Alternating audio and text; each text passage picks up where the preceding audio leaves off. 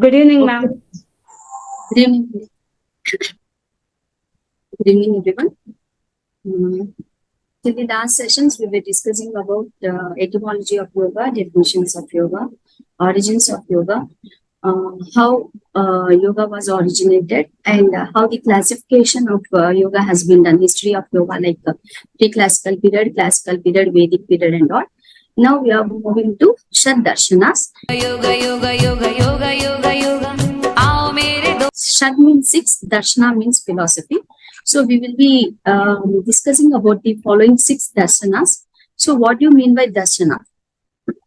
So darshana usually comes from the root word darshan. Darshan means to see.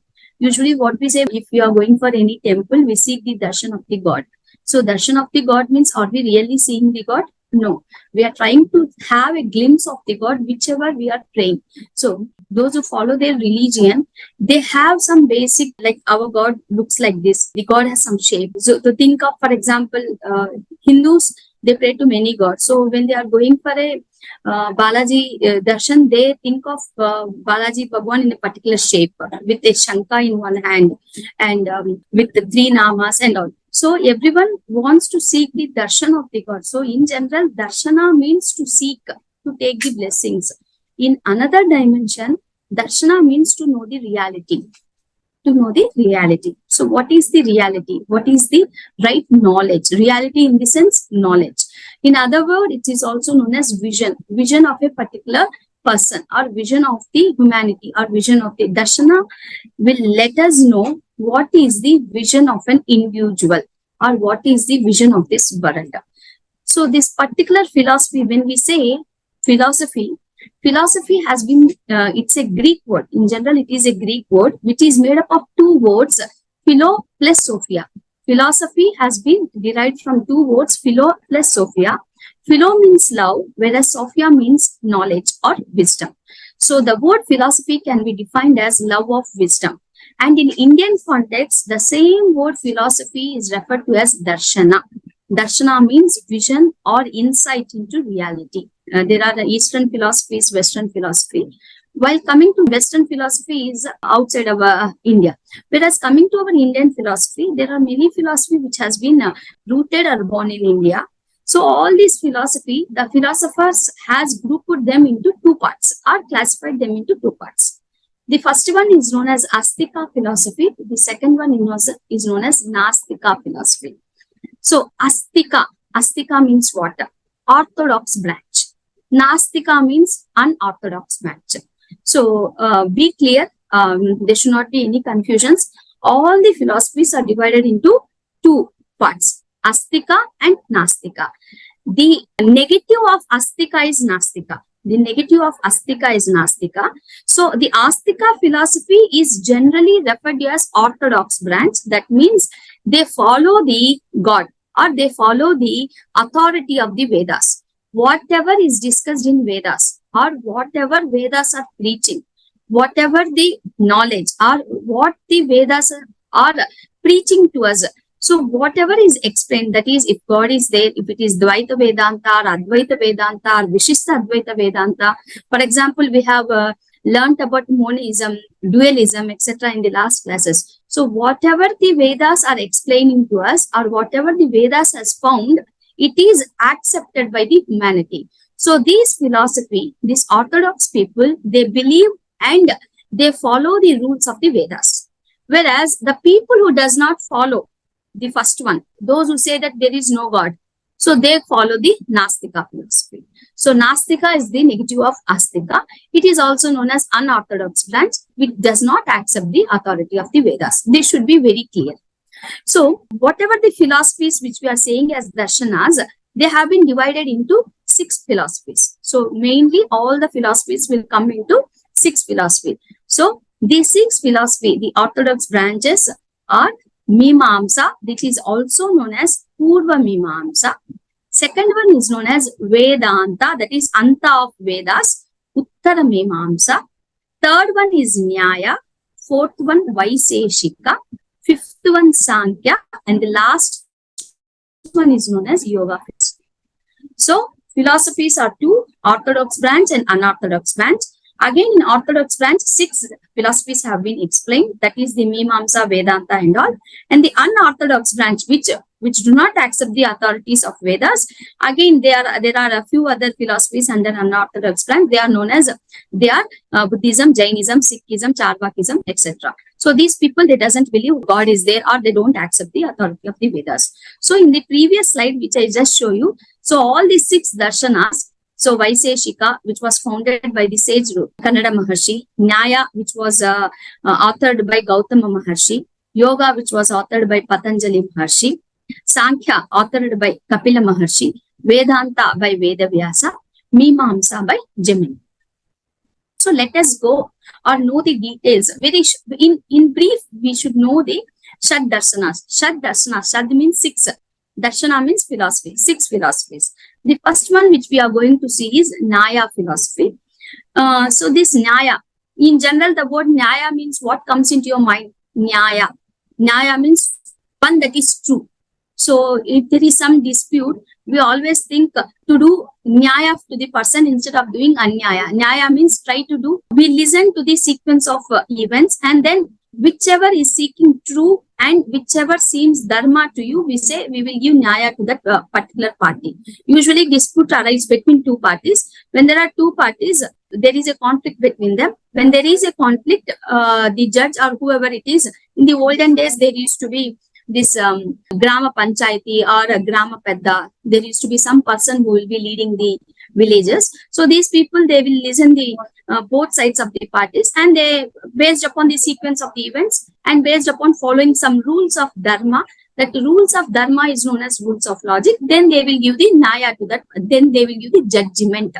So the right word is judgment. So this Nyaya Darshana, it mainly deals with rules of logic.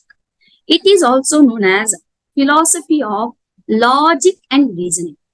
So there might be a question, which darshana deals with philosophy of logic and reasoning? That is the Nyaya Darshana. And it was founded by Gautama Rishi. You should also remember the authors of each darshana. Okay. And this philosophy is also known as theistic philosophy and pluralistic. Pluralistic means it gives so many definitions of Nyaya. It gives so many rules to follow the Nyaya. That's why it is known as pluralistic. So this point also you should keep it in mind, theistic philosophy and pluralistic. So what Gautama Rishi is saying about this Nyaya Darshana? He says that God has created this universe. How he has created? With so many existing atoms, God has created this universe. And this universe, why he created, souls are also produced. That means souls are nothing but our Atma. So when God has created this universe, and when souls were produced or souls were created, they were created based on their karma, based upon their actions. What actions? The actions which they might have done when they were born. So, okay. So God has created the universe. This universe was loaded with souls. These souls were loaded based upon their past karmas. And these karmas, when they are born into this universe, they should execute those karmas. That means they should, whatever the fruits of those karmas, these fruits, they should definitely follow those, or they should enjoy the fruits of the karma. Whether the fruits of the karma is good or bad, they should be able to enjoy those in once they go into the human form. So, and it also believes that liberation, that is moksha, moksha would be achieved by the souls. So when the human being, when the soul takes the human form, and when he comes into this universe, if he needs to achieve moksha, he would achieve moksha only if he is having the right knowledge of reality. If he is having the right knowledge of reality, that means every person should know what is right and what is wrong, and what is real and what is unreal, what is midya, what is maya, what he's seeing is good or bad. So if the soul is able to identify good or bad, if he needs to identify, he should have the right knowledge. A simple example, suppose you were walking on the road and suddenly you see it was a dark road, light was very dim when you were walking alone on the road. 1 kilometer in front of you, you see a small thin snake was passing through. So while you are walking from 1 kilometer behind, in that night, there are so many trees on the sides of the road, you might think that a snake is crawling the road. But when you go near to it, and if you see, and you see that the snake was just simply laying there, it was not crawling, you take a stick. When you take the stick and when you poke the snake, and you see that it is just a simple rope, it is not a snake. So you should know how the snake appears. You should know the form of the snake. You should also know the form of the rope. So if you want to identify good and bad, you should have the right knowledge to identify what is good and what is bad. Without this right knowledge, the human being or the soul will always be suffering. So suffering is caused by avidya, that is ignorance. Human souls always keep on suffering because they are not having the right knowledge. Again, while coming to Nyaya philosophy, they are saying this reality is of two types: manifested, unmanifested, Vyakta, Avyakta. So both manifested and unmanifested realities are studied under 16 categories in this Nyaya philosophy, and this 16 realities or 16 categories are known as padarthas. So you just remember, padarthas are part of which philosophy? Nyaya philosophy. So these 16 are known as padarthas. So this buddhi is divided into two parts, that is presentation, anubhava, smriti, memory. For the clarity of the students, actually it was given buddhi, anubhava and smriti. So that you can understand clearly, we have given the names in English also. It may not be the right word, but try to understand it is very near or less to that particular word. So anubhava, you might, why I am saying is anubhava, you might think experience. But here in this context, anubhava means presentation. So this buddhi is divided into two parts or classified into two parts. Anubhava, that we are experiencing. Memory, which you have experienced and it has been registered in your mind. Smriti. So you might be having knowledge. So this knowledge would be derived from two ways. One, the knowledge, how you can derive once you have experienced it. If you experience it now, you are listening to the class. So after this class, one of your friend might ask you, how was the class? So you might give the feedback like, okay, it was good. Okay, it was boring. No, she was very good. She was explaining the points. No, she was not able to explain. I was not able to listen. So you might give the feedback after you experience the after you listen to my lecture, then only you can give the feedback. That is experiencing.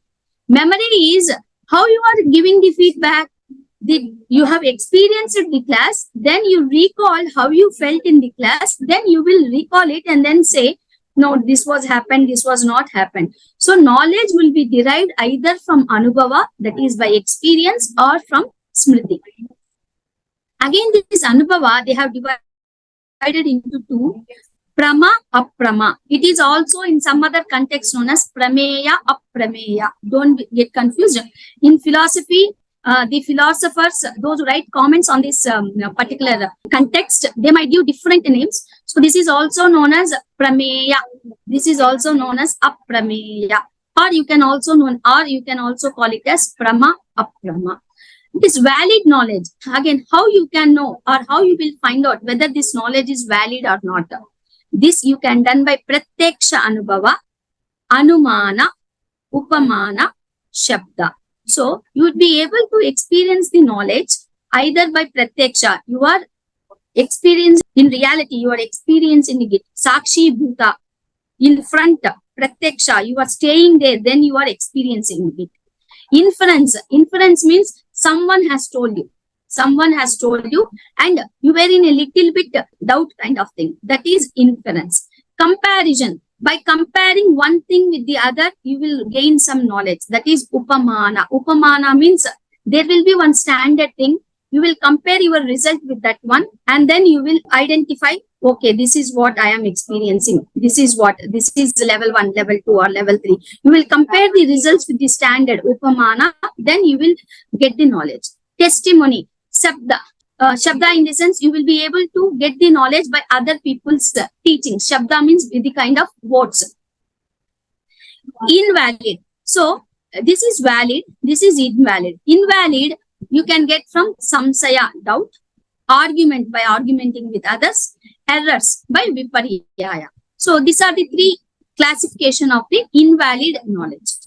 Coming to smriti, it could be correct or incorrect. Correct means yadhartha, incorrect means ayadhartha. So if you count here 1, 2, 3, 4, 5, 6, 7, 8, 9, 10, 11, 12, 13, 14.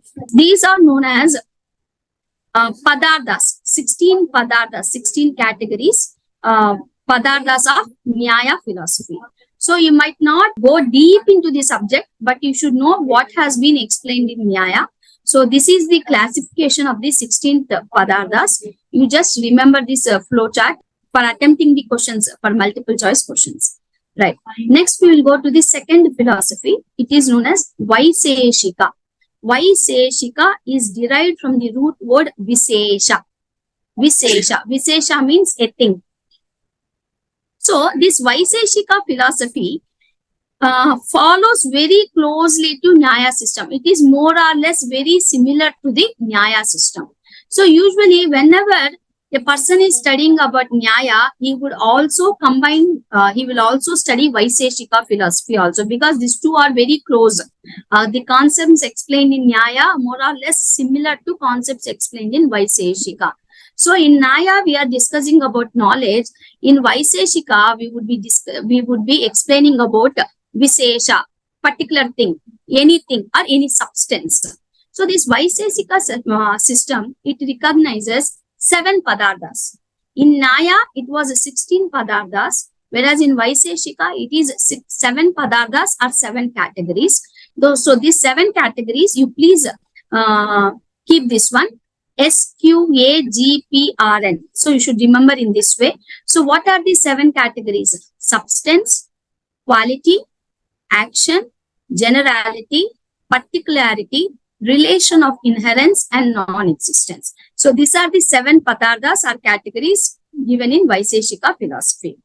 And similar to Nyaya, it also says that atomic theory, it also explains about how the universe has been evaluated with the help of atoms. So Vaiseshika system is known for its atomic theory of evolution, whereas Nyaya is known as theistic and pluralistic. You remember, it is also, Nyaya is theistic, pluralistic philosophy. Here it is atomic theory of evolution, and it handles the particulars, it handles the Viseshas. So the goal of Vaiseshika philosophy is to become free from the karmas. To become free from the karmas. How to become free from the karmas? By renouncing. Renouncing means tyaga, by sacrificing the worldly pleasures. If you are sacrificing the worldly pleasures, then you would be out of the karmas. That means you will become free from karmas. And this can be obtained. That means moksha can be obtained only with the true knowledge. So that has been explained here in the next slide. These are the 6 predictables. So what Vaiseshika is saying is that every padarda is nothing but a Visesha or an object or a subject. So these are known as knowable and nameable. This could be known or this could be named also. And Vaiseshika, as explained in the first slide, it was given by the author Kannada Maharshi or Kanda Maharshi also. So they have identified the entire universe into 6 subjects or 6 objects. They are Dravya, which is known as substances, Guna, quality, Karma, action, generality is known as Samanya, Visesha or uniqueness or particularity, and the last one, Samavaya or inherence. So the fundamental teaching of Vaiseshika is Tattva Jnanati Shreyasham.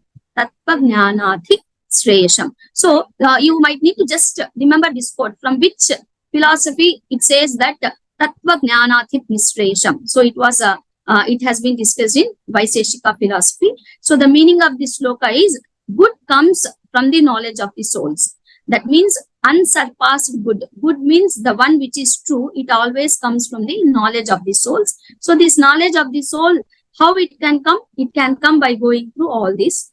So these are the predictables. What we say: substance, quality, action, generality, uniqueness, inherence, and non-existence. If you go deep into the subject, what is meant by substance? That is the Panchabhutas: earth, water, fire, air, ether, time, direction, soul, and mind. These are known as substances. Quality, it could be color, taste, smell, touch, number, magnitude, distinction, conjunction, etc., etc. Action, it could be upward movement, downward movement, contraction, expansion, and motion. Generality, it could be superior or inferior. Uniqueness is only one. Inherence is only one. Non-existent, it could be antecedent, non-existent, subsequent, mutual, and absolute. I am just trying to give you the important concept of this particular philosophy. I am not going deep into that. To learn about Vaiseshika itself, it will take 3 months to 4 months to go deep into the subject, where each and everything would be discussed. Why earth has been identified as a substance, why upward is identified as action. So this is only a glimpse of the Vaiseshika philosophy, or the Padarthas, which has been explained in Vaiseshika. Next, we will move on for Sankhya philosophy. So this is the third philosophy, Sankhya philosophy. It was founded by Kapila Muni.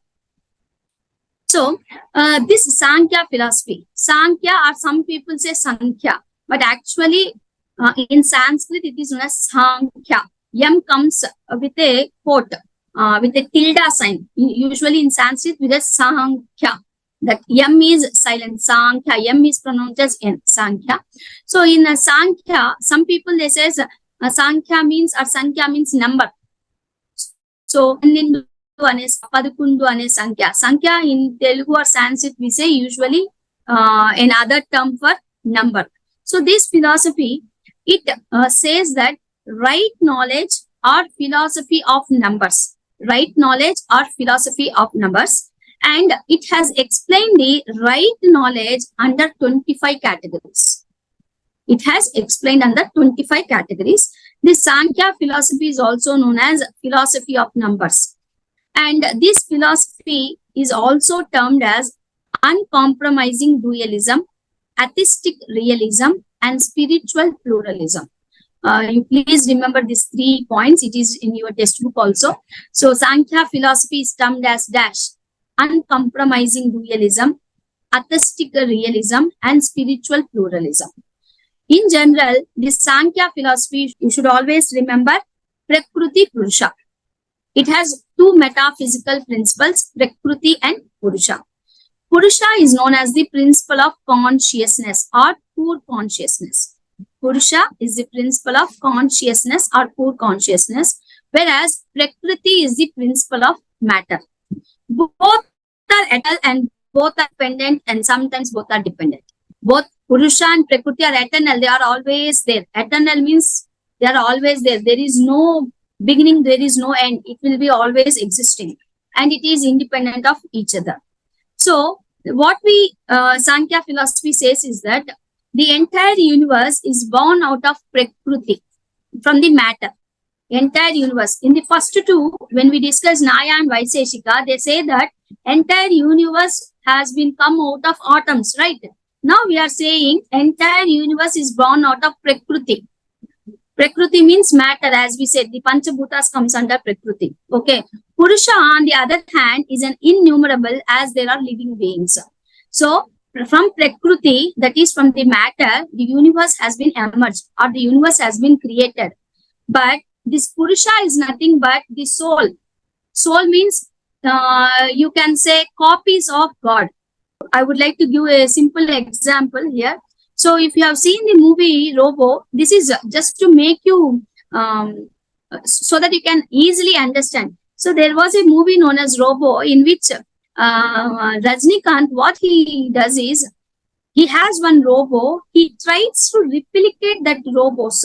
One robo, same picture, same face exactly, he replicates into thousands. So in the same way, there is actually, from Prakriti we are all born, but God's replica is present in each and every person. You can create any number of human beings, but that God, that is the soul, a part of the soul, which is exactly the replica of God, are present in each and every person. That is the Purusha. So everyone has that Purusha. That Purusha is nothing but the super consciousness, that is the God. It is innumerable. You can't count how many living beings are here. So at this moment, some around the world, some 100 people or 200 people, we don't know. They might be dying at the same moment. Many people might be born also. So you can't say that today's population at this particular moment is this. We won't be able to say exact point. So these are innumerable. Purusha is present in each and every creation, in each and every human being. So this Purusha is all pervading and eternal. It will always exist. So the Sankhya believes that creation of this universe is the result of Purusha and Prakriti. That is the union between Purusha and Prakriti. And the existence of the God or the Supreme Being is not directly asserted. They are not directly saying that the God is there and he would be present at only one point. No, they are saying that God is present in each and every human being with the union of Prakriti and Purusha. So you should remember this particular chart. So this Sankhya chart, as we say, 25 padarthas or 25 tattvas. Here we say as elements. 25 elements of the Sankhya philosophy. As we said, Purusha is the soul, consciousness. Prakriti is the unmanifested, which we can't see. That is the matter. Okay. From Prakriti, Mahat comes. Mahat is also known as Buddhi or intellect. From Mahat becomes Ahankara. Ahankara is the egoism of that particular person. Me, I, this is mine, this is my body, this is my house, this is my mind, this is what I am thinking. That is egoism, self-identity. From Prakriti, Mahat comes, that is the intellect. From intellect, what we are saying, this is mine, this is yours. And from that Ahankara, 3 gunas will be coming. These 3 gunas, again, they are divided into Manas, mind, Jnanendriyas, that is the sense organs, they are 5, Karmendriyas, 5, Tanmatras, 5, Panchamahabhutas. So, you just count Prakriti, Mahat, Ahankara. From Ahankara, mind is coming. 5 sense organs. What are the 5 sense organs? Are the Jnanendriyas? Eye, ear, nose, skin and tongue. Karmendriyas. Karmendriyas are nothing but which do the karma. Jnanendriyas is which percepts, which tries to hear or which tries to see. Eye, chakshu, it tries to see, right? Ear, which tries to hear, srotra. Nose, grana in the sense of smelling. Skin, tvak, that is tvacha. Tongue, rasana. It tastes. 6 different varieties of taste are percepted by the tongue. Whereas Karmendriyas are nothing but the Indriyas which do the actions. What are the 5 Karmendriyas? Hands, that is Pani, feet, Pada, speech, Vak, elimination, Payu, that is Apana Vayu, procreation, that is creation of the human being or creation, reproductivity, that is Upastha. Then comes the Tanmatras. Tanmatras are nothing but the subtle senses which we can't see but which we can feel. That is Sabda, Sparsha, Rupa, Rasa, Gandha. Sound, touch, form, taste and smell. Then comes the Panchamahabhutas, which are nothing but that is from Tanmatras we can see the Panchamahabhutas. That is sound is produced by Akasha. Sparsha is produced by Vayu. Rupa is produced by Agni. Rasa is produced by water. Water is also known as Apa. Gandha is produced by Prithvi, earth. So please, this chart, keep this in mind. You might get at least 3 to 4 bits from this chart itself. So they might ask, for example, some 3 or 4 years back, there was a question. Apa is which Mahabhuta? Apa is which Mahabhuta? So they have given the question either air, fire and water. So Apa means we should say water. And also they might give elimination is caused by which Karmendriya? Pani, Pada, Vak or Payu. So you should be able to write Payu. So just try to visualize this chart and register in your mind and try to recollect whenever possible. So recollection is only possible if you are discussing this and if you are trying to explain to somebody else or trying to teach somebody else. So always keep on this particular chart would be always useful in your yoga Whenever you are teaching, until you are teaching yoga, this chart would be very much helpful. So also remember from the Sankhya chart, the three gunas were also discussed, that is Sattva, Rajas and Tamas. Sattva means purity, Rajas means excitement, Tamas means inertia or dullness or laziness. So three gunas were also discussed in Sankhya chart, that is from Ahankara we get the three gunas. Okay, next. So the Prakriti, it is saying it is made up of three gunas, Sattva, Rajas and Tamas. Since Prakriti is the matter, as we discussed, Prakriti is the matter, Purusha is the consciousness. Prakriti is the material cause of the universe, and all objects in this universe, whether it is living, non-living, physical and mental, they are all made up of Prakriti. All the objects have the trigunas. Each and every object have the triguna. So some of the qualities which we can identify as a Sattva guna are happiness, pleasure, compassion, being good, illuminating, constructive. So if a person is always happy, he is seeking pleasures, he is very kind to a person, he wants to be good. He is illuminating means he is brightening in the sense he always wants to give light to others, he always wants to help others. Constructive, he won't criticize to a person. So if a person is behaving in this way, we can say that that person is having more amount of Sattva guna. Remember one thing, not a single person will be 100% Sattva, not a single person will be 100% Rajo or Tamoguna. So we will be having a mixed characteristics. Some people will be having 60% Sattva guna, 20 Rajo guna, 20 Tamoguna. Some might be having 20 Sattva guna, 40 Rajo guna and 40 Tamoguna. So we can't say that, or we can't make our mind to be 100% Sattva by practicing any kind of philosophy. That is already explained in one of the textbook. I'm just letting you know. So Rajoguna. Rajoguna is associated with qualities like pain, suffering, chaos and impulsiveness. Rajoguna is always excitement. Excitement in the sense, always you want to win, always you want to have something, always you want to boast that I am getting this one.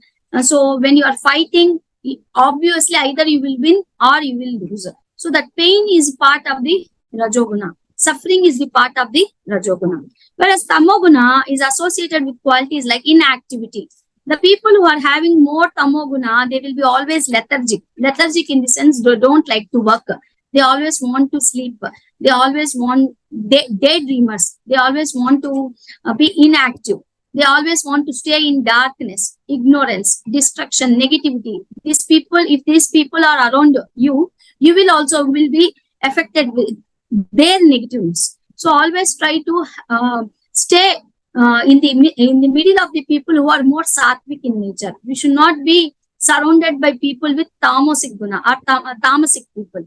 Tamasic people are very difficult because they will always point out negativity in our words, in our actions. They don't want to praise someone, or they don't want to work like someone. So we should always make sure that every person should have some sattvic guna and also little bit of rajoguna, because without rajoguna we can't do any action. So rajoguna should also be there. Tamoguna should be very less. If tamoguna is not there, we won't be able to get sleep. So there is a very deep subject. It is this trigunas. As of now, just remember the qualities. Sankhya says that every soul or the universe has been created. This universe has been created with the union of Prakriti and Purusha. So if you want to become karma free, or if you want to reach the moksha or liberation, you should endure sufferings. So how to endure sufferings? So if you want to endure sufferings, first of all, you should know what are the sufferings, right? Suffering means dukkha, pain. What is the pain? So how you get a pain? So there are three different sources of pain. And also this slide is very much important. Please remember this classification. So the pain comes from three different sources: Adhyatmika, Adi Bhautika, Adi Dhaivika. Adhyatmika, Adi Bhautika, Adi Dhaivika. So what is mean by pain or suffering? Pain or suffering means something which is not good. You are not feeling good. So that is known as pain. You are not happy with something. So this Adhyatmika usually either it could be physical or mental. So Adhyatmika says that the pain which arises from your own body and mind. If you are getting pain from your own body and mind, that is known as Adhyatmika. So this Adhyatmika can be arised by two ways, physical and mental. Physical causes are when the body suffers from the imbalances of Pitta, Kapha, we have this Vata, Pitta, Kapha. So when our body is suffering from the imbalance of Pitta, Vata, Pitta, Kapha, then physically our body will be having some pain. So physical causes are nothing but diseases. So if you are having any kind of diseases because of the Vata, Pitta, Kapha, or because of lifestyle, that is food and habits, that are the physical causes. That means you are suffering from some diseases. What are the mental causes? Mental causes are nothing but which comes from your own mind. So Adhyatmika is nothing but you are getting from your own body and mind. So mental causes nothing but desires. You know what's your status. You know how much you are earning. You know what is the source of your income. You know how much you need to pay, how much you need to spend. But if you are trying to have a big desire, which you can't satisfy it right away at this moment, but you're still aiming for that one. As of now, you are working as a small college or in a small place. You know your salary is around 1,000 rupees or 2,000 rupees per day. Now, today you can't just imagine and say that I want to ride a BMW, I want to have a Audi car, I want to have a big necklace. So desires should be very limited. You can desire anything, but you should desire only knowing about your income, whether you would be able to satisfy it or not. So mental causes are caused due to desires, jealousy, hatred, and love-like passion that causes grief. That is, here again, love-like passion in the sense when there are some breakups, when there are some cheating. So again, it also causes the pain. So Adhyatmika is caused by physical and mental. Comes the second classification or the second type of pain comes from Adi Bhautika. It is known as extraorganic or it comes from outside our body and mind. That is from the natural world. Where you are staying in this world, in this earth. Besides your mind and body, if you are getting any problems from the outside world, it is known as Adi Bhautika. So these griefs or these pains are caused by other animals. If a snake bites you, if scorpion stings you, and if your body is injured by any other wild animal, and if you're beaten by someone, or if someone scolds you, all these type of pains comes under Adi Bhautika. If the pain is coming from the outside of the world, that is known as Adi Bhautika. Next comes Adi Daivika, that is extraorganic. It is from the supernatural world. Supernatural world means we are body and mind, it is known as Adhyatmika. Adi Bhautika, outside our body and mind. Adi Daivika, supernatural, outside our earth. These sufferings are floods due to rain and snowfall, lightning, earthquakes, and other abnormal natural disasters. For example, recently we got Corona. So Corona, no one has identified it. Corona has come to us. We have seen so much destruction happen. So many people has lost their lives. It was how that bacteria or how that virus came into India, we doesn't know. It came from some outside. They said it was lab. Someone is saying it was lab born. Someone is saying that no, it was caused due to the bacteria, prevalent bacteria only. It has become so strong. So Adi Daivika. So here, could you classify Corona as Adi Bhautika or Adi Daivika? Just think about it. Adhyatmika is from physical and mental. Adi Bhautika is outside, for example, from other animals. Adi Daivik is nothing but something which is not in our control. Yesterday, we have seen that there has been an earthquake in Nepal, Kathmandu. Around 300 people have lost their lives. Is it the mistake of the people? No, they have suffered. They are suffering because of a natural disaster. That is Adi Daivika. That is Daivika. It has been Adi Daivika means root cause is the Daiva. The one who is ruling that particular state, the one in the sense, the superconscious, the Purusha who is taking care of that particular area, It was designed that at that time that earthquake should come. So one which is not in our control, that is Adi Daivika. So these are the three different sources of sufferings or pain.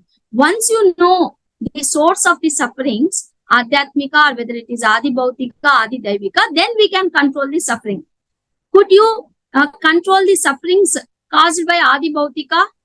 Yeah, you can try to prevent, but you can't completely control. So Adi Bhautika, in the sense, suppose you went for a forest visit, you were in the jeep, you were traveling in the jeep for sightseeing of the wild animals. So while going into the forest, already you will take so many precautions. While sitting in the jeep itself, it would be fully covered so that the animal won't come inside.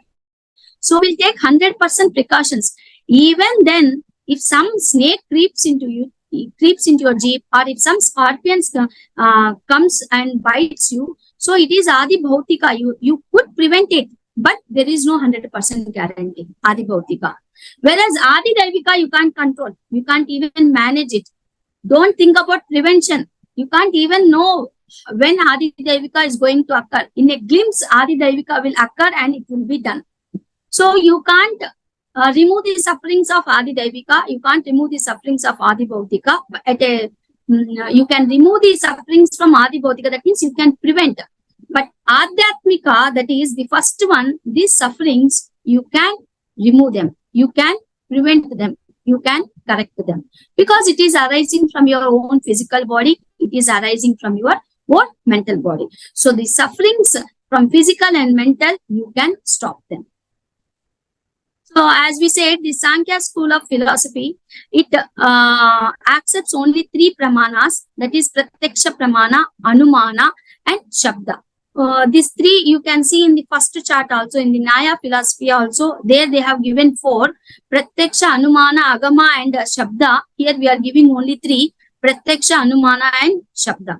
And also Sankhya philosophy, as he says, liberation or Kaivalya, that is, once we want to reach to Kaivalya, we need to end these sufferings. These sufferings can only be ended only if you know the right knowledge. And this right knowledge, what they are saying, if you are able to properly diagnose the reason for your suffering, then you can end the pains. If you are not able to diagnose this, then you won't be able to solve the problem. And what we say, you just remember, the Kaivalya is the state where all the three types of griefs ceases. So only a person can reach Kaivalya when all the three types of pains have been stopped or submerged. The last one, now we are going to the last philosophy. From Sankhya philosophy, whatever the Sankhya philosophy has advocated, or whatever the Sankhya philosophy has described about this universe, this pain, these sufferings, yoga practices try to realize them. So from Sankhya philosophy, we are moving into yoga. Nyaya, Vaiseshika, we have explained. Now we are coming to Sankhya, and from Sankhya we are going to yoga. So every two philosophy are just like a pair. Nyaya, Vaiseshika, Sankhya and yoga. So the whatever Sankhya philosophy has advocated, yoga practices will help us to realize. So therefore we say Sankhya has theoretical yoga and Ashtanga yoga as the practical. And the other way, Sankhya is considered as theoretical yoga and yoga is considered as practical Sankhya. So this is up to Sankhya school of philosophy. Now we are coming to the next philosophy, which is known as Yoga Darshana. First one, Nyaya Darshana, Vaiseshika Darshana, Sankhya Darshana and Yoga Darshana. So Yoga Darshana, this is nothing but the yoga philosophy. In general, it is represented by Yoga Sutras, which was written by Maharshi Patanjali. It is also known as the basis of the yoga philosophy, which everyone is reading or everyone is practicing in today's age. So this Patanjali Maharshi, who has written the Patanjali Yoga Sutras, he has explained yoga in 8 principles. That's why it is also known as Ashtanga Yoga or yoga with 8 limbs. So the entire Yoga Sutras, so the book Patanjali Yoga Sutras has 4 chapters: Samadhi Pada, Sadhana Pada, Vibhuti Pada, Kaivalya Pada. So there are 4 padas in Patanjali Yoga Sutras. Pada is nothing but you can imagine it as a chapter. 4 chapters are there. Each and every pada has sutras. So the first pada has 51, second one sadhana 55, third one 55, fourth one 34. In general, total there are 195 sutras. Some books say that 196. So it's okay. In the question, if they give 195 or 196, whichever according to the multiple choice, you can give the right answer. So how many sutras are present in Patanjali Yoga Sutra means 195 or 196. What is mean by sutra? Sutra comes from a Sanskrit word. Sutra. Sutra ante daramu. Sutra means a particular thread. Some people, while they're doing any homa, they will tie a sutra in their kankan also. They will say kankan also. So sutram. So anything which is very sacred. Sacred in the sense we say sutra. For example, Mangal Sutra. Mangal Sutra, it gives Mangalyam. So in the same way, this Patanjali Yoga Sutras, each and every sutra gives the essence of yoga. The sutras are nothing but they have written Patanjali Maharshi have written in such a way that every sutra consists of only 3 to 4 words, maximum 5 to 10. If you see, if anyone has the habit of reciting Patanjali Yoga Sutras, if you go there, the first sutra, Atah Yoga Anushasanam, Yoga Chitta Vritti Nirodha. So if you see, every sutra, this is not shloka, it is sutra. Every sutra, it has been written in such a way that the sutra contains 3 to 4 words or maximum 5 to 6 words. Every word in that particular sutra gives entire essence of the yoga. Each and every sutra. That means with minimum number of words, we are trying to get the essence of the yogic philosophy. So that's why they have said sutras. So we should be able to recite these sutras, and while you read Patanjali Yoga Sutras, the first time you can feel a way of understanding. When you read the second time, you might get a better understanding. When you go for the 4th round, 5th round, you should keep on reading the Yoga Sutras to know the real essence. Every time you will try to understand in one or the other way, an extra way. Extra way in the sense, today you might read it and you would understand a particular concept. If you read it again, you might understand that concept in a better way, and also you would be able to explain it. You would explain it in a little bit more, so that other person could understand. You will also experience that. So the 8 limbs, the Ashtanga Yoga which Patanjali Maharshi has given are Yama, Niyama, Asana, Pranayama, Pratyahara, Dharana, Dhyana and Samadhi. So the last Samadhi state, he has given that Dharma Mega Samadhi. It would give us Kaivalya. So the Samadhi is the goal of Patanjali Maharshi Yoga Sutras. So the Patanjali Yoga Sutras also, the last way, there are different types of Samadhi Maharshi has explained. Sabija Samadhi, Nirbija Samadhi, many Samadhis are there. But you should remember the point that Dharma Mega Samadhi gives Kaivalya. So this is a high level explanation or high level depiction of Samadhi Pada has 51 sutras. It explains about Samadhi and Samskara, and it also explains Antaryayas, 9 Antaryayas of yoga. So Samadhi Pada explains how to achieve the state of meditation, whereas the Sadhana Pada, 55 sutras are there. It explains about Kriya Yoga, Ashtanga Yoga and Panchakleshas. It also explains leading to the union of Prakriti and Purusha, that is how an object could be merged with the subject. Chapter 3, Vibhuti Pada explains 56 sutras, Samyama, Parinama, Siddhi, how to get the Ashta Siddhis and all, how to know what is the Samadhi states and etc. It is explained in Vibhuti Pada. Last one, Kaivalya Pada. So 34 sutras are there. Power of Chittas, Trigunas, liberation, and the basic goal of liberation is explained in Kaivalya Pada. So this thing already you know.